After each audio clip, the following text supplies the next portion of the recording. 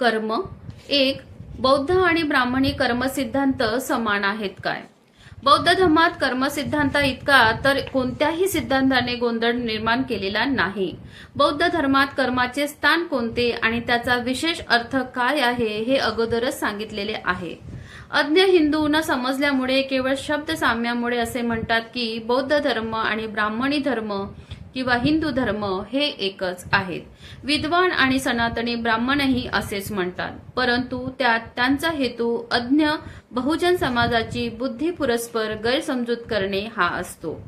सुशिक्षित ब्राह्मणांना चांगलेच माहीत असते की भगवान बुद्धांचा कर्मसिद्धांत ब्राह्मणी कर्मसिद्धांतापेक्षा भिन्न आहे आणि तरीही ते म्हणत राहतात की बौद्ध धर्म तोच आहे जो ब्राह्मणी धर्म अथवा हिंदू धर्म आहे.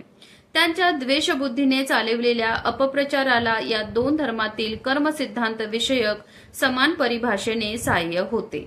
म्हणून वस्तुस्थिती काय आहे याचे सूक्ष्मपणे पूर्ण परीक्षण करणे आवश्यक आहे.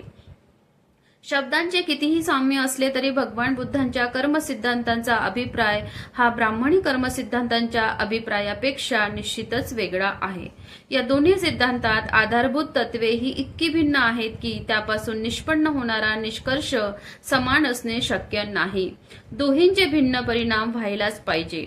हिंदू कर्मसिद्धांतांची मुख्य तत्वे खालीलप्रमाणे आहेत.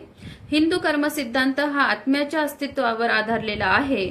उलट पक्षी बौद्ध धर्म आत्म्याचे अस्तित्व मानित नसल्यामुळे तो आत्म्यावर आधारलेला नाही. ब्राह्मणी कर्मसिद्धांत हा वंशानुगत आहे.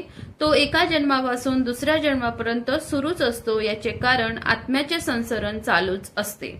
बौद्ध धर्मामध्ये कर्माचा हा सिद्धांत असल्याचे सत्य नाही. ते यामुळे की आत्माच ते मानित नाही. कर्माचा हिंदू सिद्धांत देहाव्यतिरिक्त वेगळ्या आत्म्याला अस्तित्व असल्याचे मानतो. देह मृत झाला तरी त्याच्यासोबत आत्मा मरत नाही. आत्मा देहातून भूर असा उडून जातो. कर्माच्या बौद्ध सिद्धांताप्रमाणे ही गोष्ट खरी नाही. हिंदू कर्मसिद्धांताप्रमाणे माणूस जेव्हा एखादे कर्म करतो तर त्या कर्माचे दोन परिणाम होतात. पहिला परिणाम म्हणजे ते कर्म त्या कर्त्याला प्रभावित करते आणि दुसरा परिणाम असा की ते कर्म आत्म्यालाही प्रभावित करते. माणूस जे काही कर्म करतो त्या प्रत्येक कर्माचा आत्म्यावर संस्कार होतो, त्याच्यावर प्रभाव पडतो.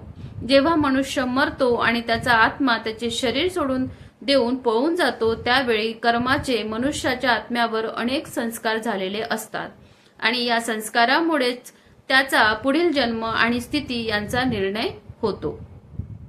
हिंदूचा हा आत्मवादाचा सिद्धांत आत्म्याचे अस्तित्वच न मानणाऱ्या बौद्ध अनात्मवादाच्या सिद्धांताशी पूर्णतः विसंगत आहे. वरील कारणास्तव कर्माचा बौद्ध सिद्धांत आणि कर्माचा ब्राह्मणी सिद्धांत हे एक नाहीत आणि ते एक असूच शकत नाही. म्हणून कर्माचा बौद्ध सिद्धांत आणि कर्माचा ब्राह्मणी सिद्धांत हे दोन्ही एकच आहेत असे सांगणे केवळ मूर्खपणाचे होय. जास्तीत जास्त इतकेच म्हणता येईल की या शाब्दिक मायाजाळापासून सावध राहा.